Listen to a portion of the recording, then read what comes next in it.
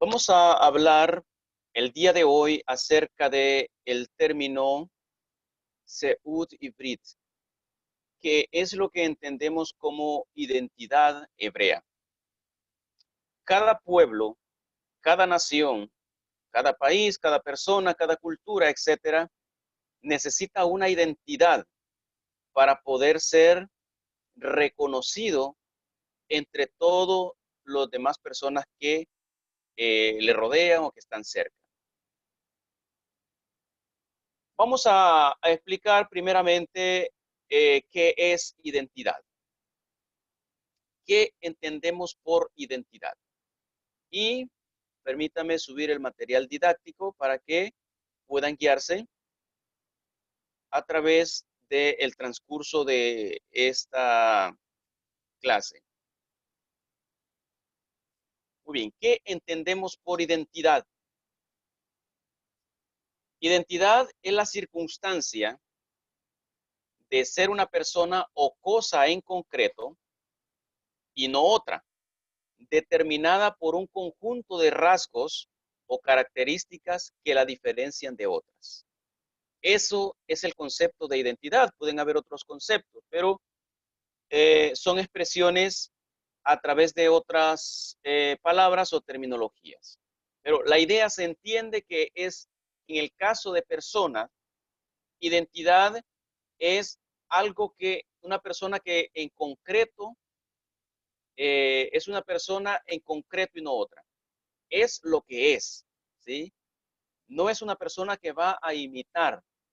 En otras palabras, como Bené Israel, como pueblo hebreo, no estamos para imitar a otras personas, para imitar a otras naciones, sino que estamos para mostrar una identidad auténtica que el Eterno mismo nos ha entregado. Esa identidad debe de ser recuperada siempre, porque a medida que nosotros nos entremezclamos entre las naciones, las influencias son muchas y siempre las van a haber. Y aquí es donde somos puestos a prueba para, eh, para que podamos nosotros desarrollar este aspecto de identidad. Ahora, ¿qué tipo de identidad es el que el Eterno nos ha otorgado a nosotros como pueblo de Israel? Todos los pueblos tienen una identidad, se identifican con algo, muestran a las demás naciones ciertos aspectos, ciertas características, ciertas costumbres que esencialmente los detalla como que tienen una identidad definida, ¿sí? Ahora, nuestra identidad es la identidad híbrida, la identidad hebrea. Ahora, tenemos la pregunta en pantalla, ¿qué es ser hebreo? ¿Qué es ser hebreo? Es la característica única y totalmente definida que identifica al individuo entre muchas costumbres. La identidad hebrea trata de especificar el objetivo por el cual el individuo ha recibido dicha elección. Eso somos nosotros, el pueblo hebreo. Vamos a ir detallando dónde nace esta cultura, cómo es, cuáles fueron nuestros antecesores, qué papel jugamos nosotros en esta condición de hebreos, etcétera. Continuamos. La identidad, como se trata de una dispersión, estamos dispersos en todo el mundo, otros estamos dentro de Israel, otros estamos dispersos en todo el mundo, pero debemos tomar algo en cuenta. Esto no es, como dijo el profeta dice, no es del que corre, no es del que quiere, es de aquel que alcanza la misericordia de Hashem. Podría alguien decir, pero yo siendo el mayor de la familia, gozo de todo el derecho de ser un hebreo. No es así. En el idioma hebreo existen dos y dos términos para poder definir esta situación. El primer término es Bejorá. Bejorá significa una primogenitura genética. En otras palabras, el primer hijo, sea varón, sea hembra, el primer hijo que nace de un matrimonio, ese hijo tiene la Bejorá, la primogenitura. Pero también tenemos otro término que se puede pronunciar igual o su pronunciación es similar y es Bejirá. ¿Qué es una Bejirá? Se entiende como elección. También algunos lo nombran como primogenitura espiritual, la Bejirá. En el cuadro que ustedes pueden ver en pantalla, para que podamos apreciar esta, esta situación entre la diferencia de estos dos términos, Bejorá y Bejirá, tenemos un cuadro ahí con 4 columnas. La primera columna dice padre, en la segunda dice Bejorá, que es primogenitura genética, en la tercera Bejirá, que es una elección, y la cuarta lugar de nacimiento. Porque esto tampoco, la identidad hebrea no se limita a un lugar de nacimiento, no se limita a una primogenitura genética, no se limita a un apellido, a una raza, sino que vamos a detallarlo a continuación. Por ejemplo, Abraham fue un hebreo, por supuesto, pero vamos a comenzar a analizar desde Abraham hacia sus descendientes, algunos de sus descendientes. Abraham, el hijo que logró la Bejorá era Ismael, su primogénito, genéticamente hablando. Luego tenemos a Isaac, que es el que goza de la Bejirá, es el que tiene la elección de seguir el legado de su papá. Cuando su papá ya no está, entonces queda Isaac en representación de él. ¿Cuál es el papel de Ismael? Pues sencillamente fue el mejor, es decir, el primogénito, genéticamente hablando, pero que no llevó el propósito de su padre. No transmitió ese legado como lo hizo Isaac. ¿Dónde nació Isaac? Nació en Canaán, ¿verdad? Donde actualmente es Israel. Vámonos a la segunda línea. Tenemos en la columna de padre a Isaac. Isaac tiene dos hijos. ¿Quién lleva la Bejorá? Esav, su primogénito.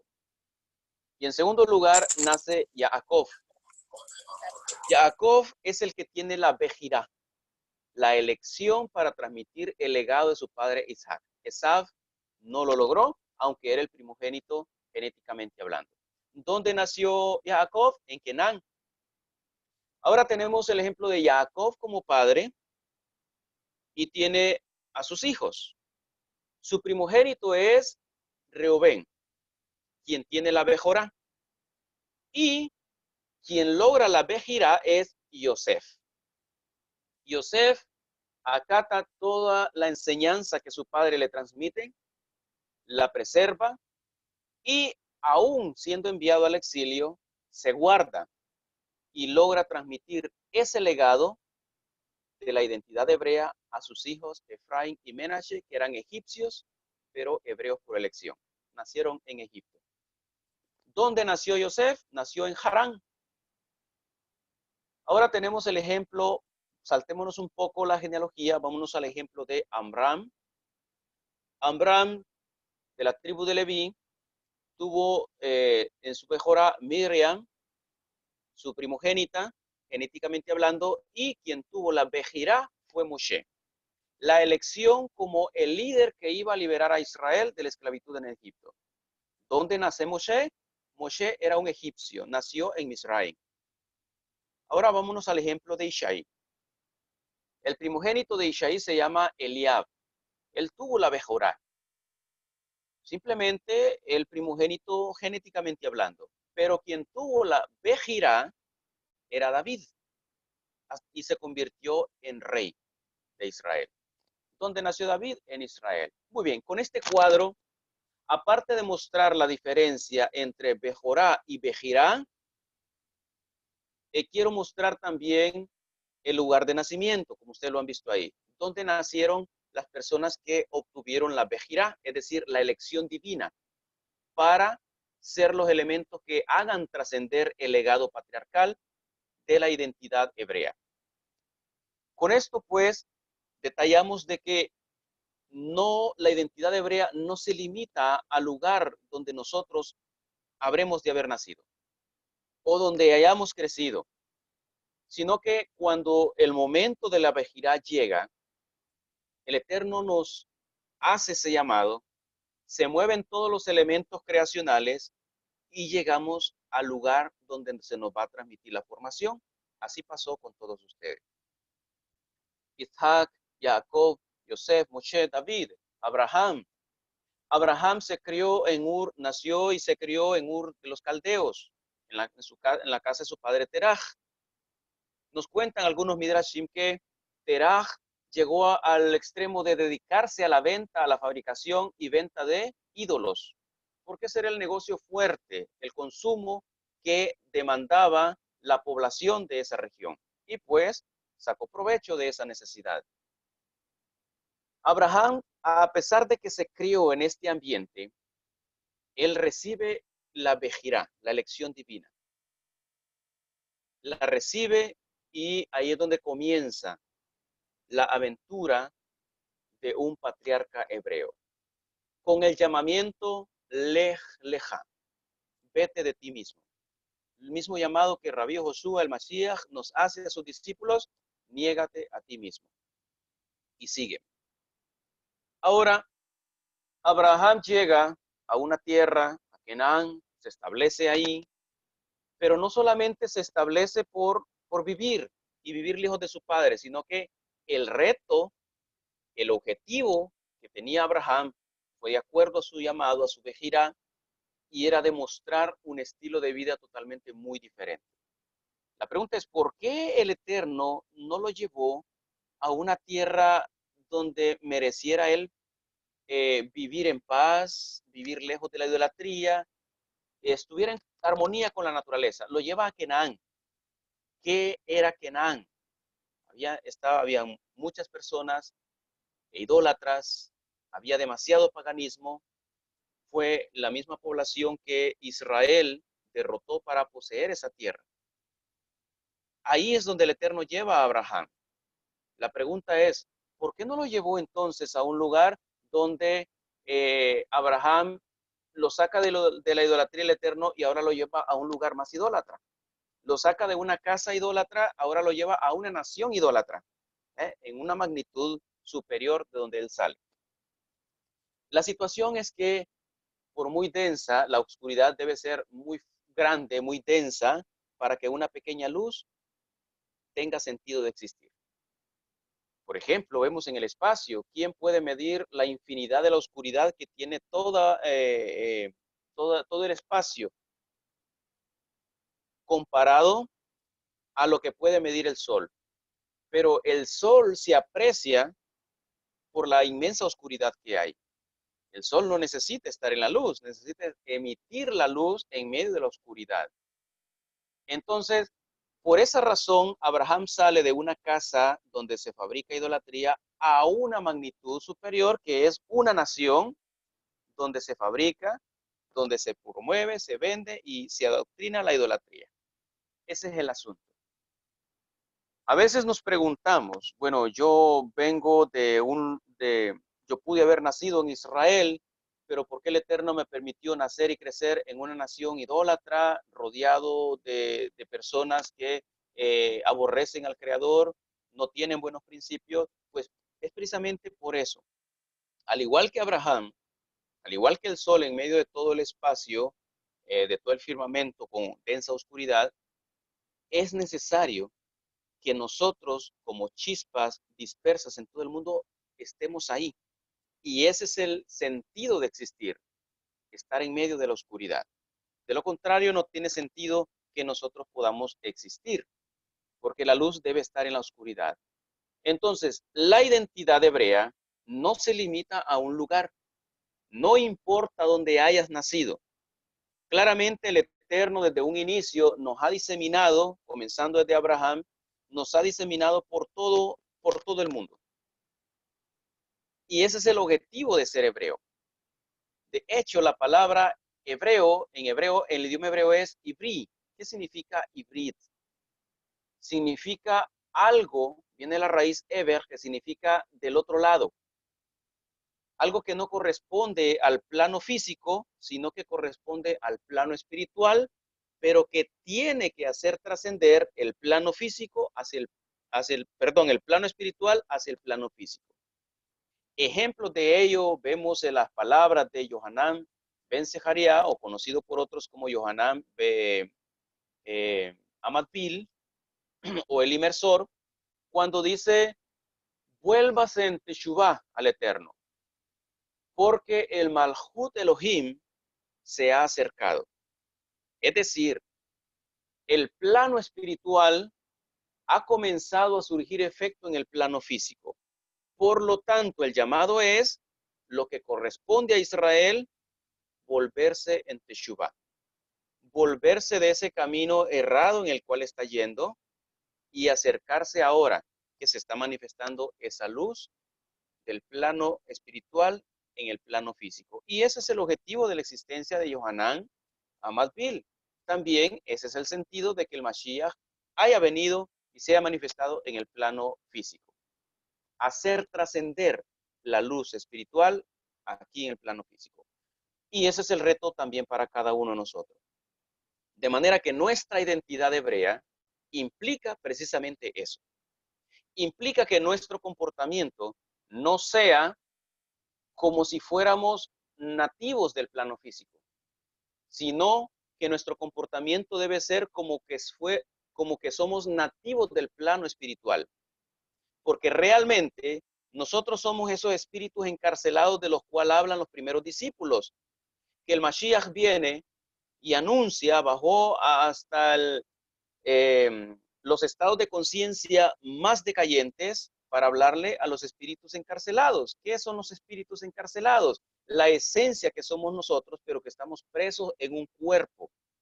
Y a veces la prisión influye más sobre ello, cuando debe ser que nosotros debemos influenciar más sobre esa prisión que es el cuerpo.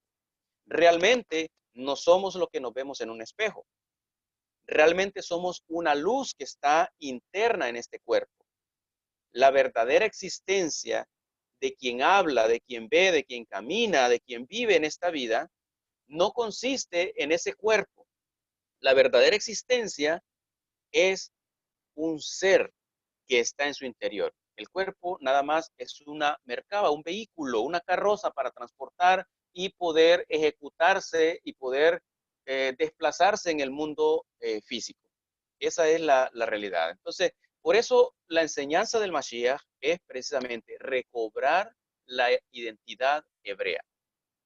Abraham Avinu es el modelo hebreo que se comienza a exponer abiertamente en los textos sagrados para mostrarnos mediante su vida y comportamiento la identidad hebrea.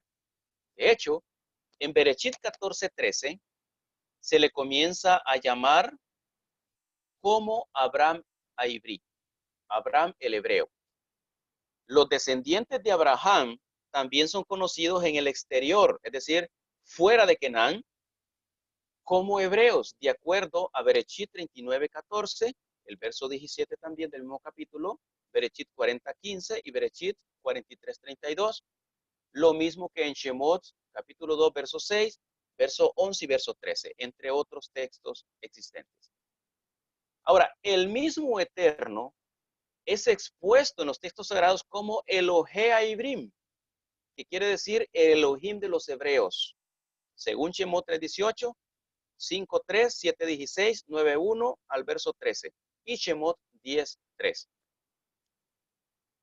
¿Qué importancia o cuál es la importancia del término hibrid? Es decir, la identidad hebrea. No es una identidad que saca copia del comportamiento de otras naciones. Es una identidad venida directamente del Malhut Hashamayim, es decir, del plano espiritual, que es concebido por las personas que hacen Lej Lejá, como Abraham Avinu, y se ocupan de agradar al Creador. ese lenguaje, ese mensaje y esa transmisión es canalizada a través de la intuición. Porque a nadie se le va a aparecer el Eterno y le va a decir, mira, tú tienes que hacer esto, esto y esto. Esto. Hay una intuición en Yehidá, unánimemente en toda persona, que se apega al Creador y que se desliga del plano físico de acuerdo a los protocolos que el Eterno exige para obtener una identidad hebrea. La identidad hebrea en lo absoluto no tiene nada que ver con religión. No tiene nada que ver con religión. Para ser un hebreo no necesitas nacer en Israel, no necesitas tener un apellido israelí, no necesitas tener sangre israelí. Recordemos que Abraham Avinu no era israelí porque todavía no existía Israel, sino que el término Israel es un simbolismo tardío del término Adán, y el término Adán es un simbolismo de una identidad hebrea, la cual comienza a mostrarse de manera abierta a través de los patriarcas. Abraham Avinu no nació en Israel, no tenía sangre israelí, no tenía apellido israelí, incluso nació en Ur de los Caldeos, pero fue un hebreo. Es llamado Abraham Aibrí. Su comportamiento pudo definirlo a él como una persona hebrea. Lastimosamente, hoy en día, la identidad hebrea la han pretendido sustituir con identidades religiosas o con credenciales de una nacionalidad o de una ciudadanía. No está ahí el mérito de una bejirá. La bejirá no se limita o no se va a sustentar con una ciudadanía, con una residencia en un país, tampoco en un apellido, tampoco en el pertenecer genéticamente a una tribu de Israel. Claro, debe ser el objetivo también, pero vamos un poco más allá antes de que Israel exista. Y el objetivo de esta charla es romper la religiosidad, ese paradigma de que debo pertenecer a una religión para agradar al Eterno no es necesario. Lo que es indispensable, es básico, es necesario, es tomar una identidad definida, la identidad hebrea. Y como les dije, esa identidad es la que obtenemos a medida vayamos creciendo en el conocimiento de la voluntad divina. Y ahora veamos cuáles son las implicancias de ser un hebreo. Encontramos en el libro poético de Yoná 1.9, Yoná nos transmite enseñanza a través de este personaje, y encontramos la enseñanza de las implicancias de ser hebreo cuando dice, Bayomer alejen ibrianoji, Be'ed Hashem, Elohea Shamaim, Ani y Are. Y aquí está el punto. Y él le respondió, soy hebreo y temo a Hashem, Elohim de los cielos. Ese temor, y haré, yo temo, ¿verdad? Yo temo porque Asher Asaed Ayam Veed Ayabasha, porque hizo el mar e hizo la tierra. En otras palabras, reconozco la supremacidad del Creador. Reconozco que no hay nadie superior a Él. Y yo me debo a Él porque Él me creó, porque Él me da vida. Y lo que yo tengo que hacer solamente es para agradarle a Él, solo es una opción, que no tiene nada que ver con religión. Es una opción, la identidad hebrea. Así como Abraham, así como Isaac, como Jacob. Vamos a involucrar un poco acá ciertas religiones. Nadie, absolutamente nadie, puede sustentar la idea de que Abraham era judío, de que Abraham era cristiano, de que Abraham era islámico, de que Abraham era hinduista. Nadie puede sustentar una idea particular de ese tipo, porque el ser hebreo no tiene absolutamente nada que ver con religión. Incluso la religión es la que apaga ese fuego que mantiene viva la identidad hebrea, porque cada religión tiene su dogma y por supuesto los dogmas se sujetan a los objetivos particulares de esa religión. Mientras que la identidad hebrea se somete directamente al creador de todo lo existente, como dice Jonás. Él le respondió, soy hebreo y a Hashem Elohim de los cielos yo temo. ¿Cuál es la implicancia acá? El temor. Y de eso es lo que vamos a hablar hoy, porque es el primer principio, por decir así, el principio que de manera eh, de esta manera nos identifica como hebreos, el temor al eterno. Pero ¿qué es el temor? ¿Qué es el temor realmente? Podemos ver ahí en sus pantallas. ¿Qué pongo aquí para escuchar Vamos más? a ver Que en sus se me fue pantallas la voz ahí. cuando se me va. ¿Qué es el temor? ¿Qué es el temor a Hashem? Leemos en Devarim 10, 12, 14. Ahora pues, Israel, ¿qué pide Hashem tu Elohim de ti? Sino que temas a Hashem tu Elohim. Ahora lo va desglosando ese temor. Empieza el texto, la exigencia del Eterno, ¿qué es lo que pide Israel? ¿Qué te pide Hashem tu Elohim a ti? Que te conviertas a una religión judía, a una religión cristiana, a una religión islámica. No, no tiene nada que ver con un llamado a la religiosidad. Por el contrario, que salgas de cualquier religión. El llamado específico y claro, el eterno es que el temor a Hashem, nuestro Elohim. Y va especificando de una manera más clara que implica que andes en todos sus caminos y que lo ames y sirvas a Hashem tu Elohim con todo tu corazón y con toda tu alma. Que guardes los mandamientos de Hashem y sus estatutos que yo te prescribo hoy para que tengas prosperidad. He aquí, de Hashem tu Elohim son los cielos y los cielos de los cielos, la tierra y todas las cosas que hay en él. Muy bien. Es un llamado muy, muy claro. Es un llamado Si muy querés, claro momento, agarra la... el que nosotros tenemos acá. El temor directamente a Hashem. No necesitamos canalizar ese temor a través de la práctica de una religión. Abraham Avinu, nuestro patriarca, no lo necesitó. Isaac no lo necesitó, Jacob tampoco. La religión nace como una necesidad de justificación en el ser humano ante las faltas que tiene directamente con el Creador. Ese es el origen de la religiosidad o de las religiones. ¿Por qué? Porque como les digo, cada religión tiene dogmas y los dogmas se someten a los intereses particulares de cada religión. ¿Cómo podemos temer al Eterno? ¿Cómo podemos tenerlo? Habiendo visto este texto, yo quiero presentarle algunos ejemplos de temor. Hay muchos aspectos o muchas cualidades, muchas prácticas que nosotros podemos llevar a cabo para estar seguro que estamos mostrando un temor al Eterno.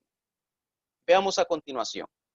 Ejemplos del temor a Hashem. No es tenerle miedo, porque en Occidente hay un concepto errado de temor. Más que todo habla de un temor de respeto, de reverencia, de sumisión a la voluntad divina, porque es lo superior a nosotros. Ese tipo de temor. Por eso Yoná dijo, soy hebreo y temo a Elohim. Es decir, la implicancia de tener una identidad hebrea, primeramente es el temor a Hashem. ¿Cómo lo podemos mostrar? Muy bien. He aquí algunos ejemplos. Podría dar una lista interminable, pero vamos a avanzar en estos ejemplos que les presento a continuación. Bien. Uno de ellos, el primero que coloco acá, es la Kedushá. ¿Qué es Kedushá? Algunos lo traducen como santidad, pero bajo el contexto occidental, santidad simboliza pues sumisión a un hombre, llorar, vestirse de largo, cosas así. Pero realmente Kedushá, en el contexto hebreo, es la acción constante de mantenerse apartado de toda influencia contraria a la voluntad divina. El Eterno dice, ustedes deben ser Kedoshim porque yo soy Kadosh. Pero no podemos traducir ustedes sean santos porque yo soy santo. Realmente la palabra santo no existe en el contexto hebreo, sino que es apartado, alejado de una influencia contraria a los protocolos divinamente establecidos. Ejemplo, ¿por qué decimos que el Eterno es Kadosh? Porque a él nada lo va a influenciar de manera negativa, porque él está apartado totalmente. Y la exigencia de él es que nosotros seamos Kedoshim, apartados. Aunque estemos entre las naciones, vamos a encontrar influencias, eso es inevitable, pero no debemos dejarnos influenciar.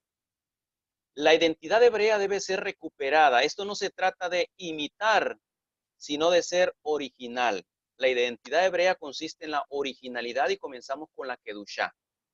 Mi comportamiento es de acuerdo a la influencia que tengo. Pero ¿qué tipo de influencia voy yo a tener en mi vida?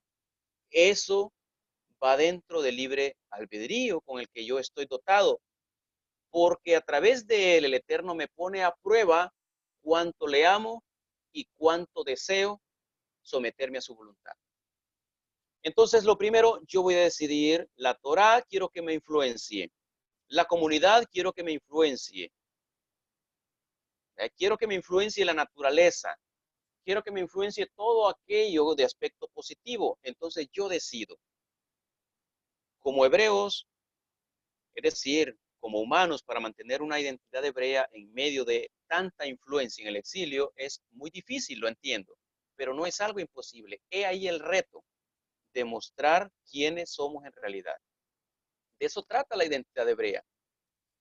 Hay culturas orientales, como por ejemplo la cultura japonesa. Si viene a un país de Occidente, ellos mantienen su arraigo en su cultura, ¿verdad? Mantienen esa disciplina, mantienen esa puntualidad, mantienen toda esa cultura que ellos traen desde que nacen y que está desde que antes que ellos nazcan. ¿Por qué? Por la disciplina que ha habido en la necesidad de identificarse como una nación con tal identidad. Entonces, el pueblo hebreo también necesita esa identificación totalmente definida. Estamos entre las naciones, nos influencia una religión y de manera muy fácil. Hemos visto, analizándonos como pueblo, somos susceptibles a las influencias. Somos dispersados entre las naciones y si nos influencia el cristianismo, nos hacemos cristianos, nos influencia una religión oriental, nos comportamos de acuerdo a ellos, si nos juntamos demasiado con ateos, ya somos ateos, etcétera. Somos débiles en ese aspecto como seres humanos. Pero he ahí el reto de recuperar la influencia divina para poder mostrar una identidad hebrea. Entonces, Kedushá es lo primero que practicamos, es la acción constante de mantenerse apartado de toda influencia contraria a la voluntad divina. Si veo que esta amistad no me influencia positivamente, gozo de todo el derecho y tengo la exigencia del Eterno de ser Kadosh porque Él es Kadosh. Entonces no estoy haciendo algo malo. Como vimos en el cuadro anterior, hay Bejorim, ¿verdad? Y están los que tienen la Bejirá. Y no importa el lugar donde hayan nacido. En nuestras familias quizás seamos pocos los hebreos, pero ¿cuál debe ser nuestra influencia? ¿Nuestra familia genética? No, por supuesto que no. Debe ser directamente la influencia divina a través de la Torá, a través de la Shurim, a través del idioma hebreo, a través de la comunidad, a través del rabino, etcétera. El Mashiach es la luz perfecta que nos ha llegado para mostrarnos ese camino. Si el hombre ganara, tratara de ganar al hombre, tratara de ganar las familias, tratara de ganar amigos para quedar bien con ellos, va a perder el Malhut de Elohim. Entonces, esto se trata, como dice el Mashiach, en cierta ocasión lo llaman, y le dice, te busca tu madre, te buscan tus hermanos, y la cátedra sale a luz. ¿Quién es mi madre? ¿Quiénes son mis hermanos? Sino aquellos que hacen la voluntad del Padre que está en los cielos. Eso es ser Kadosh. no es entremezclar las cosas a lo congénito. Claro, no está hablando de aborrecer a la familia, está hablando de recuperar la identidad hebrea que Israel necesita en ese primer siglo y que por supuesto la seguimos necesitando hasta el día de hoy. Esto se trata de, como dice Rabbi Joshua, deja que los muertos entierren a sus muertos, es decir, todo aquello que tiene cualidades muertas, que tiene aspectos positivos muertos, déjalos que entre ellos influencien. Tú sígueme. Porque el Mashiach nos ayuda a ser kadosh, a ser apartados. Bien, el segundo aspecto para mostrar una identidad hebrea es seniut. ¿Qué entendemos como seniut?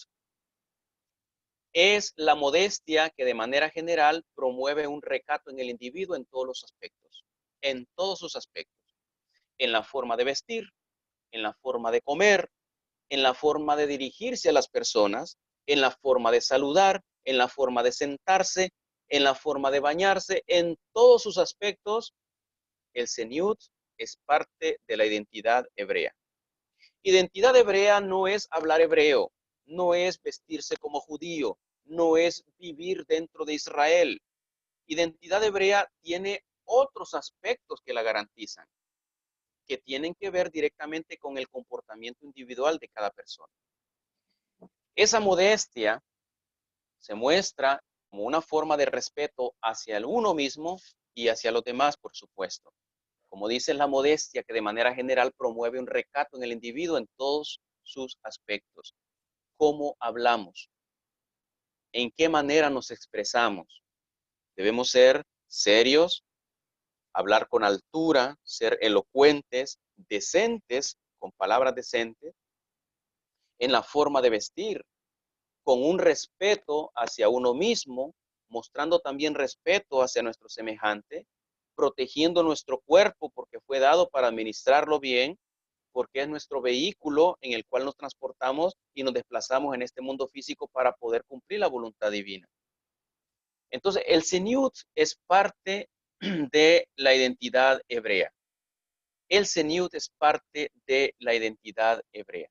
Y es necesario, por supuesto, este tipo de práctica, que no solamente se limita a la vestimenta, ¿verdad? Se expande a la forma de hablar, se expande a la forma de sentarse, a la forma de comportarme con el individuo, cuidar esos cercos que no me van a acercar al pecado, como permanecer solo, un hombre casado con una mujer soltera en un cuarto, solos, eso debe tener seniut, no debe, no debe permitirse porque eso acerca al pecado. Entonces, seniut, en otras palabras, es la práctica que nos ayuda a mantenernos lejos de la consumación del pecado.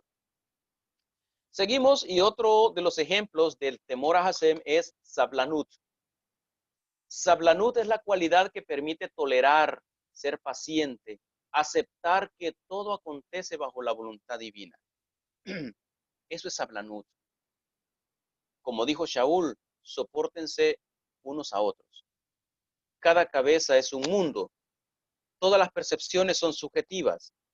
Entonces, tenemos que aprender a tolerarnos, a ser pacientes.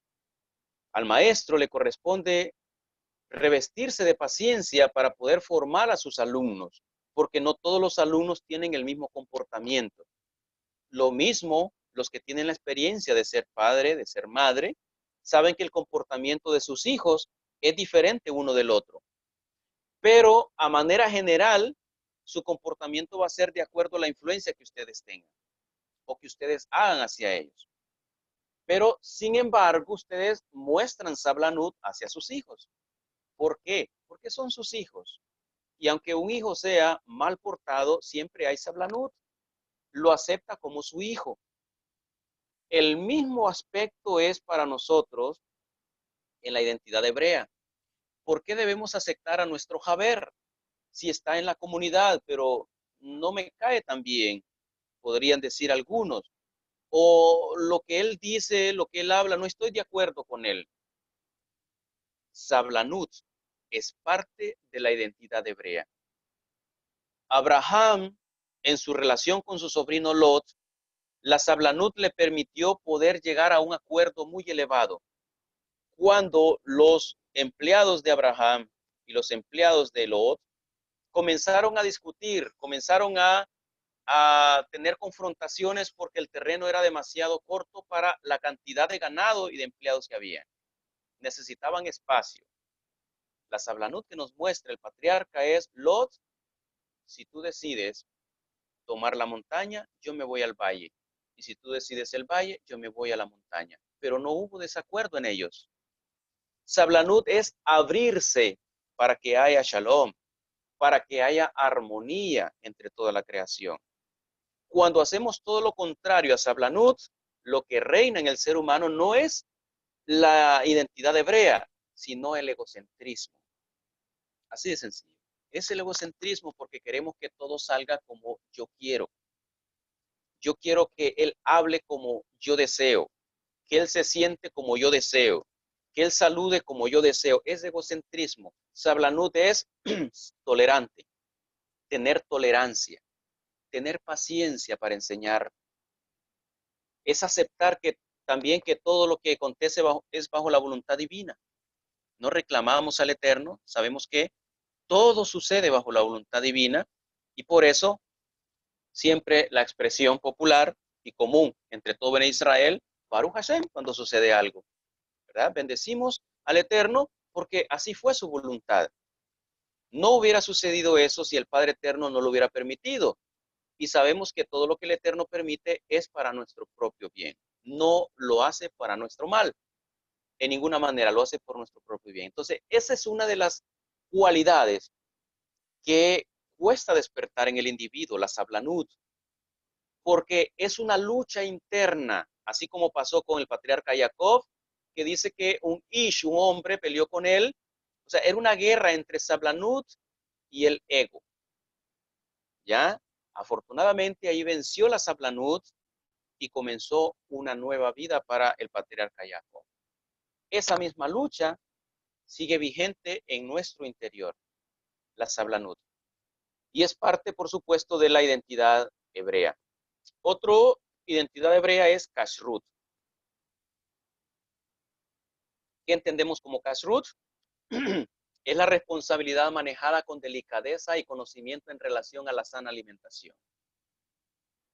El hebreo se identifica con lo que come. ¿Por qué? Porque él está pensando en preservar una longevidad, no porque quiera vivir egoístamente, sino o porque desee longevidad de manera egoísta, sino porque está centralizado que entre más años dure, más oportunidades se abren para poder hacer trascender el legado divino. Recordemos que Devarim, capítulo 6, nos ordena que esas palabras que el Eterno nos ha enseñado deben ser transmitidas no solamente a nuestros hijos, sino a los hijos de nuestros hijos. Y hasta ahí cumplimos esa transmisión de Torah. Entonces, el kashrut, que es la responsabilidad manejada con delicadeza y conocimiento en relación a la sana alimentación, es una responsabilidad y es parte de la identidad hebrea. Es una obligación estudiar, analizar todo lo que nuestro cuerpo va a ingerir, porque sus nutrientes o sus componentes químicos van a efectuar un impacto en nuestro cuerpo. Y de acuerdo, así como nuestro comportamiento depende de las influencias que nos rodean o que permitamos que entren en nosotros, así el estado de nuestro cuerpo se sujeta a la dependencia de lo que nosotros ingerimos. Entonces, el hebreo se identifica también a través de kashrut. Es parte de la identidad hebrea. No comer por llenar su estómago, sino comer por nutrirse. Otro aspecto es, otro ejemplo de la identidad hebrea es ahabá. ¿Qué es ahabá? Ahabá, algunos lo entienden solo como amor, pero así como se percibe en el mundo occidental. Pero ahabá es la acción que manifiesta una entrega para hacer el bien a todo aquello que nos rodea. Si yo digo, dicen los primeros discípulos del Mashiach, si yo digo que amo al Eterno, ¿verdad? Pero odio a mi hermano, no estoy amando al Eterno, porque tengo que entregarme para hacer el bien a todo aquello que me rodea. Y vamos a ver la relación con esto también que hay entre el hebreo con la naturaleza. La identidad hebrea no está en aquella persona que se presta para destruir la naturaleza, para contaminar la naturaleza, porque no hay ahabá en él. Porque ahabá no es decir árbol yo te amo, río yo te amo, o elogiar con palabras bonitas a la naturaleza. Ese no es amor. Son simplemente detalles que expresan una emoción que ha surgido por el agrado al ver la belleza de la naturaleza. Pero, ¿qué es ahabá? Que yo cuide esos árboles, que yo no contamine esos ríos, que yo plante más árboles, que yo contribuya al embellecimiento de la naturaleza y no permita que otro la vaya a dañar. Eso es ahabá. Lo mismo pasa en relación a las personas. No es decirle a una persona te amo, te extraño, te añoro. Eso simplemente son detalles que manifiestan un sentimiento o una emoción y eso es pasajero. Ahabá es que yo vele por el bienestar de esa persona, aunque haya una discusión entre esa persona conmigo, aunque hayan desacuerdos, yo estoy obligado como hebreo a velar por su bienestar. Y si esa persona me necesita, aunque estemos molestos por alguna discrepancia, yo debo estar presto para apoyarle y para ayudarle a sacar de esa situación que quizás tal vez pone en riesgo hasta su vida. Eso es ahabá. Por eso la concepción de hebrea de ahabá es la acción que manifiesta una entrega para hacer el bien a todo aquello que nos rodea. Y obviamente es parte de la identidad hebrea. Es uno de los ejemplos. Y concluimos, no es el último, pero hay muchos, como les dije, puedo hacer una lista enorme, pero concluimos con abodá. Hay muchos más, estos solo son ejemplos. ¿Qué es abodá? Es el servicio altruista hacia lo que nos rodea. ¿Qué es altruismo? Es lo contrario a egoísmo. Entonces, abodá es el servicio altruista hacia lo que nos rodea, es decir, hacer el bien a todo. Y esto va ligado, por supuesto, a ahabá, nada más que ahabá es ese sentimiento y abodá es esa acción. Emplearlo ya, manos a la obra, ¿verdad? La abodá con ahabá. Abodá es un servicio, pero no lo estoy haciendo de manera interesada, porque abodá es lo contrario también a melajá. Melajá es cuando yo hago un trabajo a cambio de un pago monetario, pero abodá es cuando hago un trabajo como un servicio social, que no estoy haciéndolo por un pago monetario, lo estoy haciendo por un servicio social, un servicio altruista.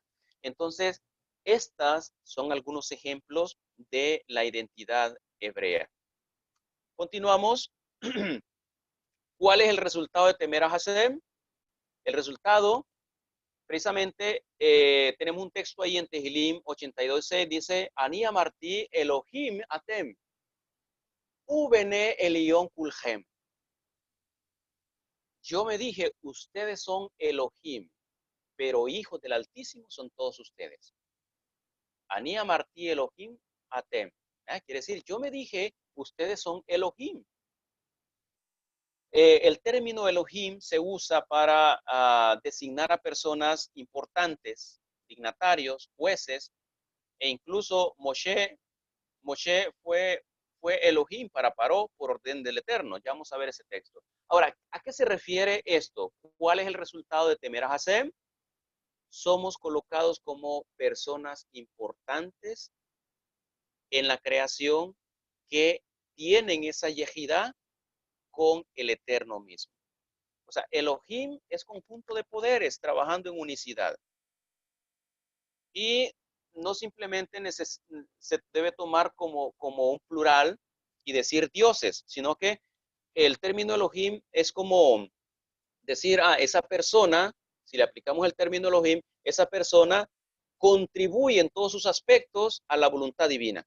Eso es. Pero tampoco quiere decir que sea un Dios en la percepción occidental, sino que sus acciones están acorde al Eterno, porque contribuye en todo lo que es. Por eso dice el Shema Israel, de Barim capítulo 6, dice, Beahabta et Adonai Eloheja, bejol levabeja, o bejol napcheja, o bejol meodeja. Y amarás a Hashem tu Elohim con todo tu corazón. Bejol napcheja, con todo tu alma, con todo tu ser. Y Bejol me deja con todo lo mejor de ti. O sea, con todo, no parcialmente, con todo. Entonces, esa acción de entregarse totalmente al Eterno nos lleva a ese tipo de categoría. Y especifica, pero hijos del Altísimo. Ubene Elión Pulhem, pero hijos del Altísimo. ¿Qué es ser hijo del Altísimo? Obviamente está ligado, ¿verdad? El hijo se identifica como hijo de tal persona o de tal padre porque hace lo que su padre le enseña, hace lo que su padre le instruye, hace lo que su padre le ordena. Eso identifica a alguien como hijo de un padre.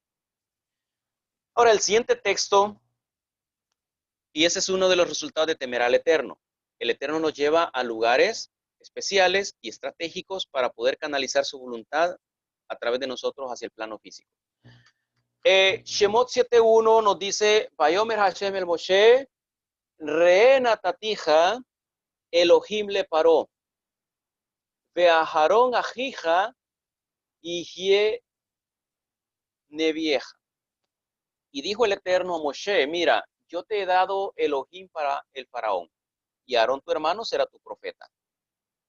¿Por qué el Eterno le dice a Moshe, yo te pongo a ti como Elohim ante faraón? Porque Moshe estaba en todo su corazón, en toda su mente y con todo lo que él tenía, estaba dedicándose a la voluntad divina. En otras palabras, el Eterno lo delega a él como Elohim, no como un Dios, no borremos ese concepto de Dios en el aspecto, en la concepción occidental, sino que es el conjunto de acciones, de poderes, de capacidades que tiene Moshe, todos están consagrados a la voluntad divina. Eso es Elohim. Entonces lo coloca para como Elohim ante Faraón y está queriendo decir, a través de ti canalizaré mi voluntad y sé que tú lo harás. Esa es uno de los resultados de tener temor al Eterno. Es como ser un embajador, así de fácil. Tenemos otro texto acá y aquí ya vamos entrando a la siguiente fase de la charla. Porque hay preguntas que surgieron del término Adam, hagamos, con quién hablaba el Eterno, etcétera. Entonces, vamos a hablar acerca de eso y, por supuesto, este es el resultado, otro de los resultados de temer al Eterno. Otro de los resultados de temer al Eterno. Vayomer Elohim naase Adam. Y dijo Elohim, hagamos al Adam en nuestra imagen, conforme a nuestra semejanza, y señoree en los peces del mar, y en las aves de los cielos, y en las bestias, y en toda la tierra, y en todo animal que se arrastra sobre la tierra. Parece que este fuera un texto de expresión poética. Preguntémonos, ¿quién escribió este texto? ¿Acaso el autor de este texto estuvo presente en una conversación que hizo el Eterno en medio de la creación? Por supuesto que no. Entonces, por eso me refiero en que parece ser más un texto de expresión poética. Es decir, así como sucede con el libro de Job, el libro de Jonah, entre otros libros, en donde se usan expresiones poéticas para poder transmitir una enseñanza de alto nivel, también sucede acá. Y otra pregunta que surge es, ¿con quién hablaba el Eterno acá? Si fue Moshe el que escribió este verso, ¿acaso Moshe lo escuchó? ¿Acaso Moshe lo encontró registrado en otro documento que desconozcamos? ¿Cómo es que el autor se atreve a escribir algo semejante? Es una expresión poética que es permitido para un escritor siempre y cuando la intención sea transmitir una magistral enseñanza que ayude en el comportamiento positivo de un pueblo. Y en este caso le corresponde a Israel. Dice, hagamos al adámico en nuestra imagen, Besalmenú, conforme a nuestra semejanza, Kid Motenu. Vamos a analizar estos textos ahorita y por supuesto no olvidemos que a Adán, llegar a esa categoría de Adán, que un estado de conciencia muy elevado, es uno de los resultados de temer al Eterno. Por tener la identidad. Temor al Eterno es sinónimo de identidad. Muy bien, el término hebreo Tselem es traducido al español como imagen. En hebreo moderno es fotocopia, ¿sí? Una fotocopia, Selem. De acuerdo a Tehilim 39:7 significa sombra y según Tehilim 73:20 significa apariencia. ¿Bien? Entonces, Selem rompe ese esquema que se forma el lector simplista cuando lo traduce únicamente como imagen y dice, entonces, ¿qué imagen tiene el creador? ¿Es como nuestro cuerpo? No, él no es corpóreo. Por supuesto que no, no tiene cuerpo, no tiene edad, no tiene peso, no tiene raza, no tiene color y está prohibido hacerse una figura de lo que él es. Shemot capítulo 20, Devarim capítulo 5. Entonces, o puede referirse, hagamos al adámico según nuestra Selem, se está refiriendo quizás según nuestra sombra, según nuestra apariencia, pero está hablando de un aspecto interno, espiritual. Ahora, el término de mut es traducido como semejanza, también se traduce para molde y forma. Y lo que encontramos ahí, pues, dice, Betzalmenu Kidmotenu, en nuestra imagen, según nuestra semejanza. En el idioma hebreo podemos ver dos prefijos diferentes, ¿verdad? Dos prefijos, be y que. Por un lado, be significa en o con, y que significa como, de acuerdo a, y es una comparación. Está refiriendo a una comparación. Veamos, un ejemplo que vamos a ver a continuación. Cuando los rayos del sol iluminan cualquier objeto, una sombra, que también se le conoce en hebreo como zel, aparece junto a ello. ¿Sí? Veamos ese escenario para que entendamos qué significa Selem y Demut. Cuando los rayos del sol iluminan cualquier objeto, una sombra aparece junto a ello. Automáticamente aparece junto a ello. Según la escritura, los seres humanos somos nada más y nada menos la imagen viva del Creador. Porque en muchos factores maravillosamente reflejamos o sombreamos la perfección y belleza de la divinidad. ¿Puede la ciencia estudiar al 100% el funcionamiento de nuestro cuerpo, los misterios que encierra nuestro cuerpo? Por supuesto que no. La ciencia va avanzando año con año y según los avances se va contradiciendo las primeras teorías o las van desarrollando.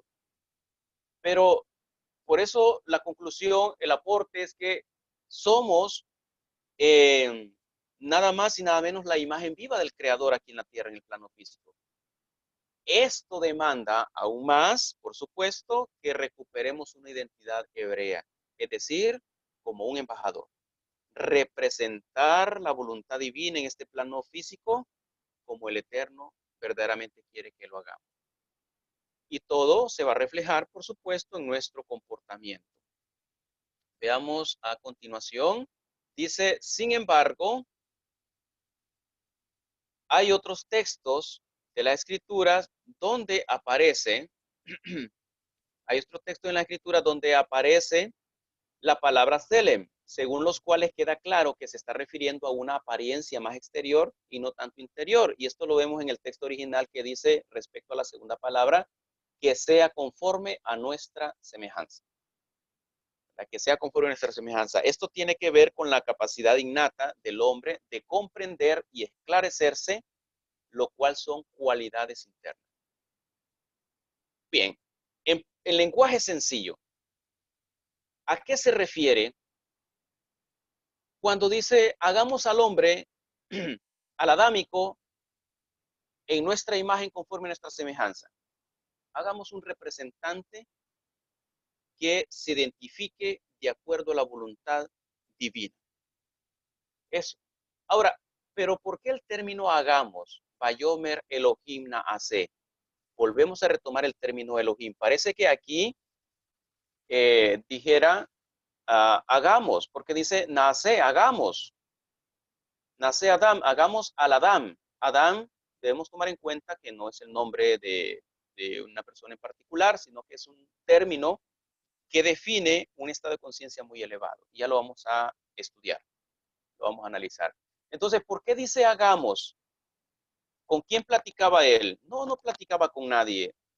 No perdamos de vista la intención del autor a través de esta expresión poética.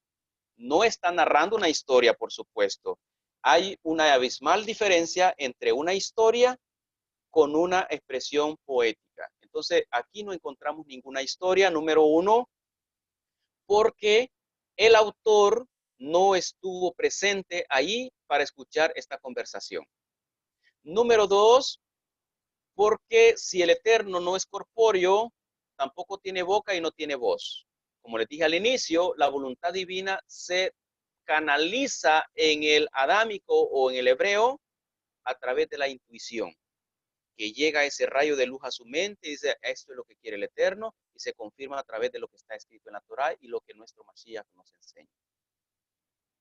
Siguiente diapositiva. ¿Por qué la expresión hagamos? La narrativa manifiesta una expresión poética en donde relaciona al creador y a la creación con respecto a la elección de un humano espiritualmente elevado. Y para hacer uso o llegar hasta esa conclusión, pues hacemos uso de la herramienta del idioma hebreo, uno el idioma hebreo y otro la gematría. La palabra Elohim es lo mismo que Atevá.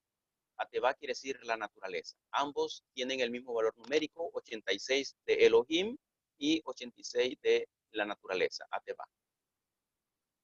Si alguna persona dice, yo honro a Elohim, pero lanza basura a las fuentes de agua, no está honrando a Elohim, porque le acaba, escuche bien, acaba de lanzarle basura a la creación del Eterno. Y si lo hizo a la creación del Eterno, se lo hizo al Eterno mismo. Ahora, esto es recordado por Rabí Joshua cuando enseña y dice, toda falta es perdonada al ser humano. Puede blasfemar contra el Padre y se le perdona. Puede blasfemar contra el Hijo, se le perdona. Para eso es el sentido de la jaratá, el arrepentimiento y de la teshuvá, el retornar al camino correcto. Pero blasfemar contra Ruach HaKodesh no les perdonado. ¿A qué se refiere eso? Ruach HaKodesh entiéndase como inspiración divina. Son términos que están entremezclados para definir una expresión que no necesariamente se toma como Espíritu Santo, no existe ahí ya eso, sino que inspiración divina, Ruach, inspiración. HaKodesh tampoco quiere decir Ruach apartado o Ruach santo, no, sino que inspiración divina. Inspiración divina. Entonces, ¿por qué enseña Rabí Joshua esto? La naturaleza es el producto manifiesto de una inspiración divina. ¿Sí? Si yo digo que honro al Eterno, pero deshonro a la creación, estoy pecando fuertemente. Y si persisto en ello, no me será perdonado jamás. Entonces, y lo mismo, si yo digo que amo a Elohim, pero odio a mi hermano y le hago daño y busco la manera con alevosía de hacerle daño, estoy blasfemando contra Ruach HaKodesh. ¿Por qué mi hermano es el producto manifiesto o el producto consumado de una inspiración divina? Porque el Eterno se inspiró en hacer ese ser humano. Se inspiró en crear a esa persona, así como en mí, en la naturaleza. Si yo digo que estoy dispuesto a hacer la voluntad divina y le pido al Padre, quiero hacer la voluntad divina, pero destruyo los árboles, asesino las aves, hago daño por doquier a toda la naturaleza, estoy blasfemando, estoy haciendo hilul, una profanación contra la inspiración divina. Porque toda esa creación es el producto consumado de la inspiración que tuvo el creador al momento de hacerlo. ¿Sí? Entonces, según la expresión poética, ¿con quién hablaba el Eterno? Con la naturaleza y la naturaleza con el Eterno, pero no era literal que estaban hablando, sino que es nada más una expresión poética, ¿sí? Para transmitirnos un mensaje muy elevado. Esa es la respuesta a la pregunta ¿por qué hagamos? Ahora, el elemento, lo que se quiere transmitir es esto, el elemento creado según la narrativa es Adán. Y por supuesto, con dicho término no se refiere de forma individual a un personaje del género masculino o que Adán sea el nombre propio de una persona, sino que de manera general enfoca a un conjunto de individuos tanto hombres y mujeres que corresponden a un estilo de vida definido y de acuerdo a la voluntad divina. La misma Torá, la misma expresión poética que leemos en el verso 27 nos detalla lo siguiente. Vaibra Elohim et a Adán. Besalmó Betselem Elohim para Oto. Saharune que va para Otam. Ahí está la clave. Y creó Elohim al adámico en su imagen. Es decir, aparece ahora los humanos selectos de toda la creación que van a cumplir la voluntad divina y se han de convertir en embajadores del Creador en cualquier lugar donde estén. Pero no se refiere que solo el hombre en su género masculino será adámico, también la mujer. Dice, en imagen de Elohim lo creó, al adámico, está hablando de un contexto general. Ahora especifica, Sahar Unekeba Baraotam, varón y hembra los creó.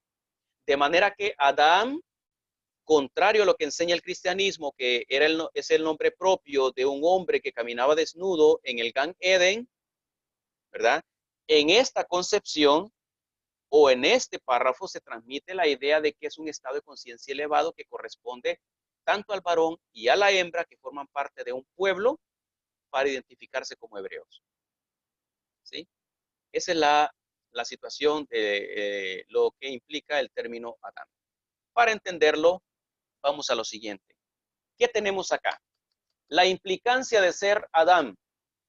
¿Por qué al Mashiach se le llama el Adam Sheni? Porque en la primera oportunidad que se le dio a este conglomerado de personas, falló.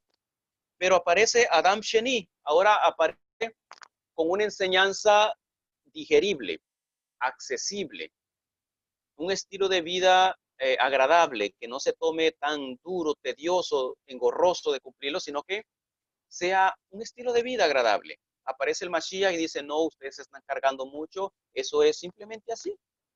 No se compliquen, con que hagan así, agradan al Creador. No se enfrasquen o se enfoquen en hacer tanto rudimiento religioso, sino enfóquese en dos cosas. Amar al Eterno sobre todas las cosas y a tu prójimo como a ti mismo. Así de sencillo. Y ya eres un adámico. Ahora, el cristianismo también enseña que una segunda venida del Mesías. Pero el Mesías no habló una segunda venida del Mesías. Está hablando de la venida del Ben a Adán. Ben a Adán, pues es el mismo adámico, el hijo del adámico primordial en el sentido espiritual. Y aquí entra en contexto la Bejirá, la elección divina para que tú seas representante de Hashem. Eso es Ben Adán. Entonces son palabras compuestas que, al igual que para decir entusiastas, decimos en hebreo Bene Regesh, pero lo leemos literalmente, diría hijos del trueno o hijos del rayo, pero es entusiastas Bene Regesh.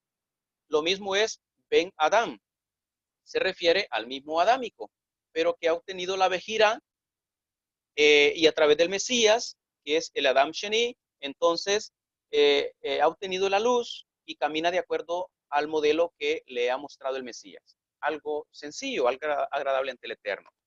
Muy bien, ¿cómo, de dónde nace etimológicamente en la gramática el término Adán?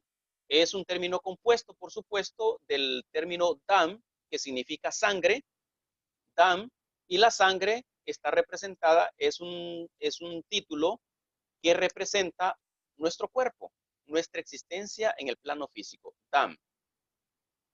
Ese término, sumado a la Aleph, que de acuerdo a Shemot, de acuerdo a Devarim, capítulo 6, representa a la plenitud divina, por eso dice, Shema Israel, Adonai Eloheinu, Adonai Echad.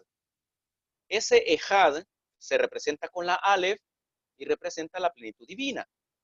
Entonces, al unirlos, la palabra Dam, que nos representa a nosotros en el plano físico, al unirla con lo espiritual, queda fusionado y de ahí nace el nombre o el término Adam.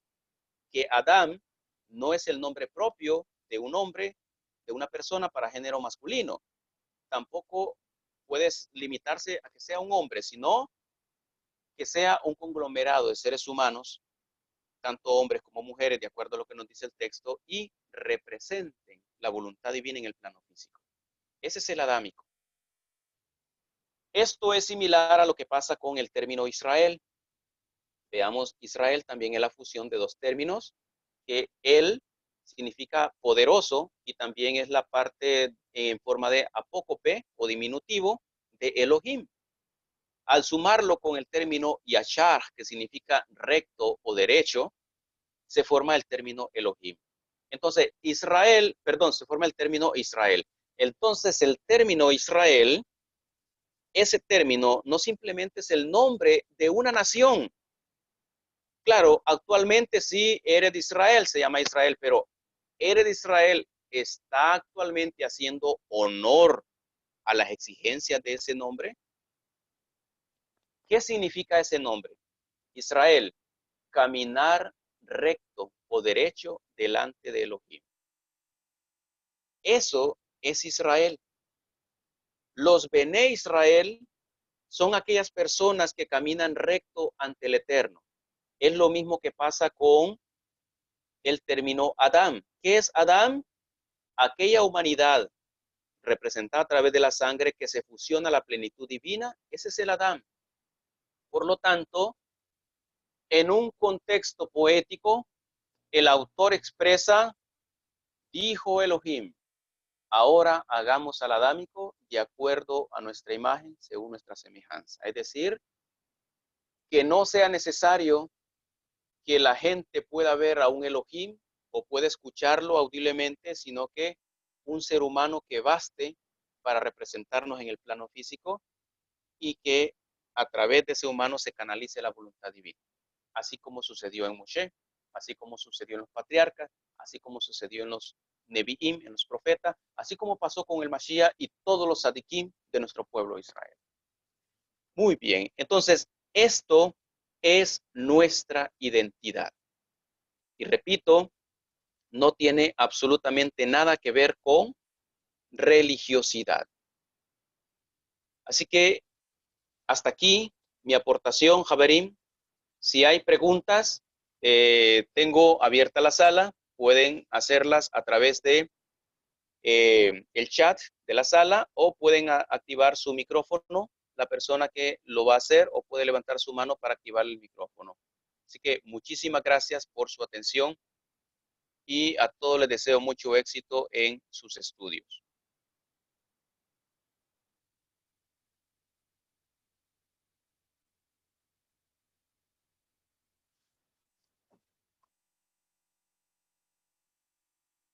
Antes de que puedan surgir preguntas, mientras van formulando sus preguntas, me hicieron llegar algunas preguntas acá.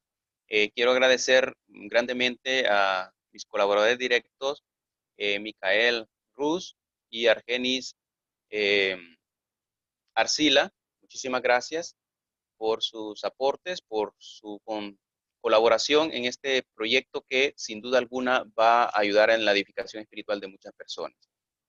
Muy bien, me hicieron llegar unas preguntas acá.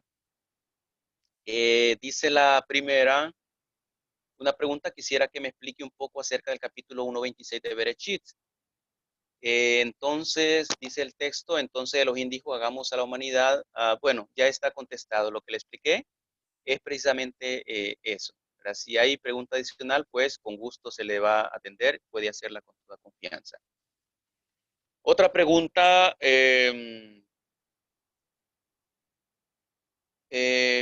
quisiera que me explique Bereshit 2.2.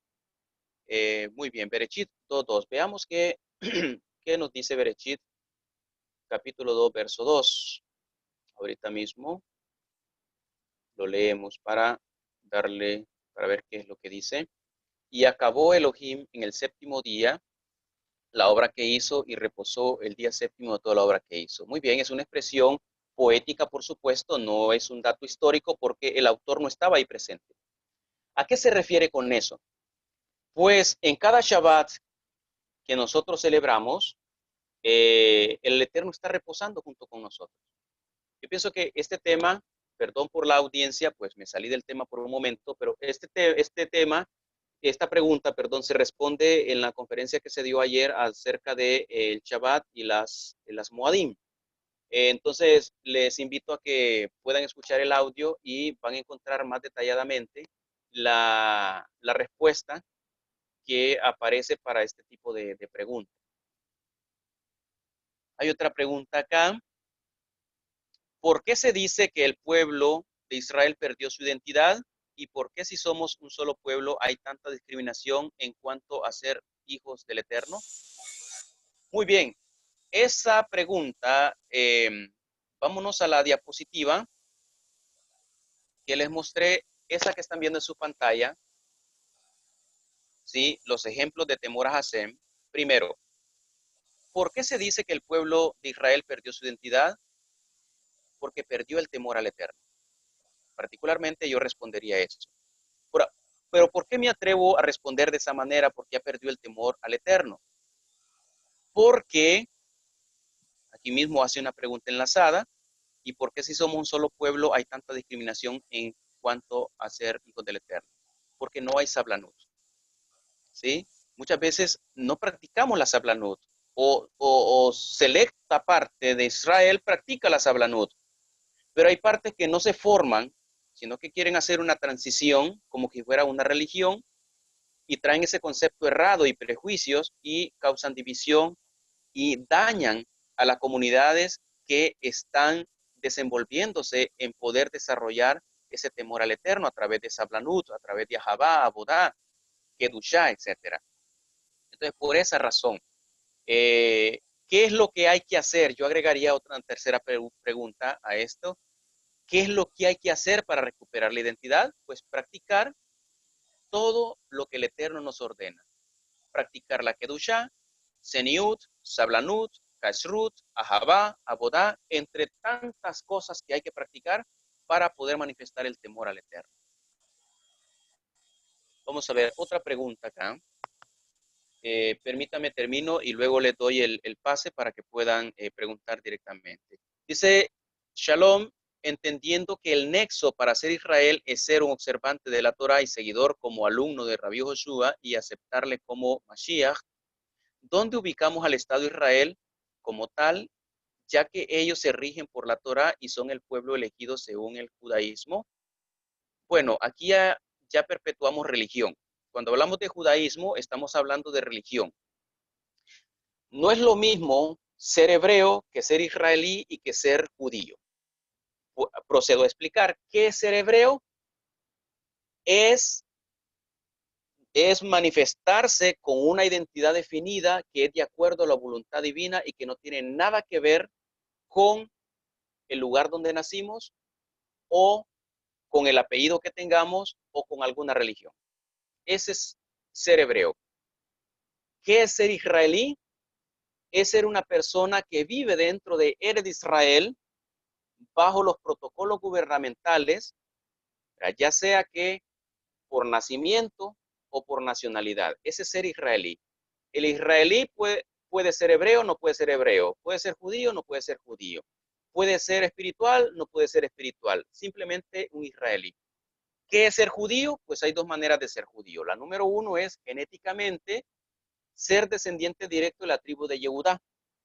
Y número dos, pertenecer a alguna escuela de la religión judía normativa o judía ortodoxa, que es una religión más en todo el mundo, ¿verdad? Entonces, espero haya quedado claro los conceptos acerca de esto. Entonces, pero antes dice, ¿dónde estamos ubicados? ¿Dónde ubicamos al pueblo de Israel, al Estado de Israel como tal? Bueno, nada más, el Estado de Israel es un Estado político y es un Estado laico, no practicante de Torah, ¿verdad? Les invito a poder indagar acerca más de esto porque a veces veo yo en los posts que se publican en las redes sociales que confunden el ser practicante de Torah con el ser practicante de política dentro de Israel. Y una cosa de otra es abismalmente muy, muy diferente. Lo que nos queda aquí es ser hebreos. Hayamos nacido dentro de Israel o hayamos nacido fuera, el llamado es ser hebreo. Recuerde lo que dice el texto de eh, el texto que leímos de Devarim 10, 12, 14. Dice, ahora pues Israel, ¿qué pide Hashem tu Elohim de ti? sino que temas a Hashem tu Elohim, que andes en todos sus caminos y que le ames y sirvas a Hashem tu Elohim con todo tu corazón y con toda tu alma, que guarde los mandamientos de Hashem y sus estatutos que yo te prescribo hoy, para que tengas prosperidad. He aquí, de Hashem tu Elohim son los cielos y los cielos de los cielos, la tierra y todo lo que las cosas que hay en ella. Ese es lo que nos ordena el Eterno para que podamos agradarle a Él. Lo demás son cuestiones que nada más existen en el plano físico como producto de las decisiones de una voluntad humana. Hay otra pregunta acá, creo que es la última que me enviaron, ¿sí? Luego le doy participación a los que van a preguntar aquí en el chat. Nuestra identidad está basada en la fe de nuestros padres Abraham, Isaac y Jacob, quienes no tuvieron nada que ver con lo que hoy es judaísmo. Y si hay correlación directa en el judaísmo que se consolida con los años al pasar de la tradición oral a la escrita. Bueno, cada religión puede tomar cosas para copiarlas de nuestros patriarcas. Algunas se atreven a distorsionarlas, otros pues tratan de seguirlo al pie de la letra. Así como el cristianismo copia muchas cosas de los patriarcas y las distorsiona, unas sí, otras no, así también el judaísmo como religión lo puede hacer. Pero son cuestiones ya de carácter religioso y que compete a ellos. Lo que nos compete a nosotros es seguir sus pasos. Fue narrada la historia de ellos en la Torá para que imitemos sus pasos. Hay otra pregunta acá y dice, ¿el ser observante de la Torá me convierte totalmente en Israel? Si caminas derecho ante Elohim, por supuesto que mereces ese título de Israel. O si eres, por supuesto, como ser humano, en el plano físico, te adhieres a la plenitud divina, por supuesto que sí. O lo que me convierte en Israel es la transformación que produce en mi conciencia la renovación de la obediencia a la Torá que guardo por la ley innata del Ruach HaKodesh. Bueno, está ya respondido ahí. Muy bien, perfecto. Ahora sí, si alguien tiene alguna pregunta en el chat, puede hacerlo. Tenemos una manito levantada, Ariel Ben Sadik. Adelante, Ariel, puede hacer su pregunta.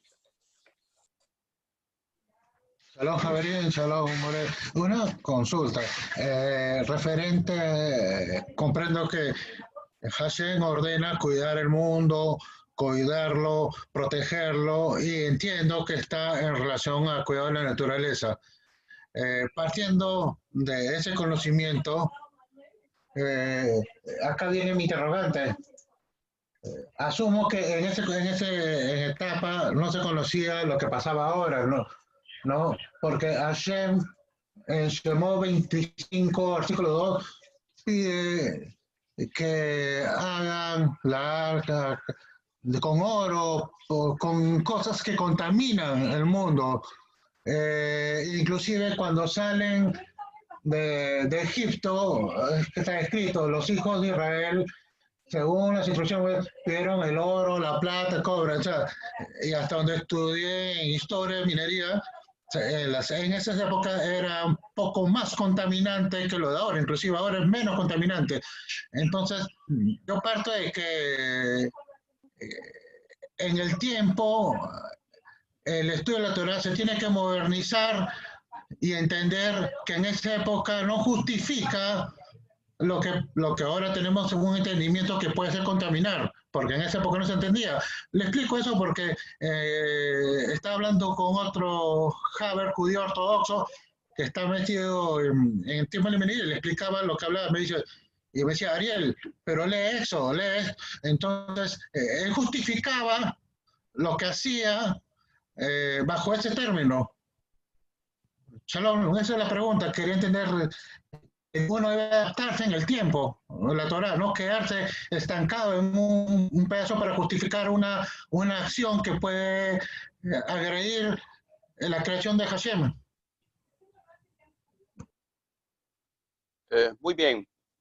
El pueblo hebreo tiene bastante, se identifica por ser ágil en el estudio, en el análisis, para llegar a todo eso. Entonces, uno, por supuesto, tiene que evitar productos de contaminación, tanto para uno y todos los productos procesados están invadidos de agentes tóxicos que son nocivos al cuerpo humano, incluso cancerígenos. Y no solamente en los alimentos procesados, sino en productos químicos que se usan en la agricultura, en la minería, en la madera, etcétera, en todos los rubros. ¿Qué le compete al adámico o aquel que camina y echar el recto ante Elohim hacer? Pues no hacer uso de ello. Así de sencillo, no hacer uso de ello, sino que ver la manera en cómo se adquiere el conocimiento para hacer los aditamentos que necesita para agricultura o para los demás rubros y hacerlos de la manera natural, porque todo en la creación provee justamente lo que necesitamos. Los agentes químicos son una vía muy fácil y rentable para la industria, así, ¿verdad? Porque lo producen de manera más rápida. No es lo mismo, por ejemplo, hacer un insecticida, es decir, un tónico o una poción para poder alejar insectos de una plantación con unas plantas como de nin, madreado, etcétera, porque toma su tiempo de fermentación, proceso y todo, a crear un químico en 2 horas, hacer la fórmula y ya lo etiqueto, lo empaco y a vender. Entonces se ahorra el tiempo, porque la planta que produce este químico de manera natural y que no es cancerígeno, no es nocivo, no contamina el ambiente, pero sí es efectivo para alejar los insectos de una plantación, va a tomar tiempo en crecer, tiempo en que pueda crear hoja. Entonces, ese tiempo, la industria lo toma como pérdida. Y por eso les digo, los agentes químicos, de manera artificial, surgen por el mismo egoísmo de las industrias, porque no quieren esperar tiempo para producir dinero, sino que lo quieren todo rápido, no importando los daños que pueda causar esto al mismo planeta donde ellos y nosotros vivimos. Perfecto, aquí hay otra pregunta, dice, ¿la boda a la que se refiere fue la que Rabí Joshua aplicó en Shabbat? Precisamente, eso es, la que él aplicó en Shabbat. De manera religiosa no se permitía hacer un tipo de sanación en Shabbat o hacer un proceso de alimentación para poder saciar su hambre en día de Shabbat, que es lo que hizo Rabí Joshua con sus discípulos. Pero de manera adámica sí está permitido. ¿Sí? Vemos aquí el contraste de religión con el estado de conciencia adámico. ¿Por qué de manera adámica sí? Porque hay un principio creacional que dice la vida precede a cualquier mandamiento. Si yo busco a cumplir a la perfección todos los mandamientos, pero pongo en riesgo mi vida o la vida de otro, todo ese esfuerzo que traté de hacer fue en vano. Fue pura religiosidad. En cambio, si en Shabbat tenemos una alajá, por ejemplo, dice Shemot 33:20, dice, Lo tebaru behol amispotejem bayom Shabbat. No encenderás fuego en ninguna de tus habitaciones el día de Shabbat. Pero si la única opción de salvarle la vida a una persona que esté enferma en casa es cocinándole un té o una medicina, el adámico hace el té, el religioso espera que pase el Shabbat. ¿Sí me entienden? Entonces, eso se convierte en una abodá. Por eso puse como ejemplo la abodá, uno de los ejemplos de tener identidad hebrea, la abodá. Claro, cuando hay una abodá y que se manifiesta estando de por medio la vida que está en peligro, por supuesto. Hay una alajá religiosa que dice, pues no debes cargar en Shabbat, porque es Shabbat. Pero si hay un paciente que no puede caminar y su vida depende de la atención médica urgente, yo tengo que cargarlo en Shabbat. O si la medicina o los medicamentos son pesados, yo tengo que cargarlos en Shabbat, no esperar a que pase el Shabbat y a todo esto el paciente se me muere. Por eso Rabbi Joshua hace la pregunta, el adámico pregunta a la religión. ¿Acaso si uno de ustedes, una de sus ovejas cae en un despeñadero, va a esperar a que pase el Shabbat para irla a sacar? No, por supuesto que no, porque eso es ser inhumano. Entonces, la bodá a la que yo me refiero es precisamente a la que Rabbi Joshua aplica en Shabbat. Es un servicio desinteresado y que, por supuesto, está ligado a la voluntad divina y que beneficia a la vida de la creación. Por supuesto que sí.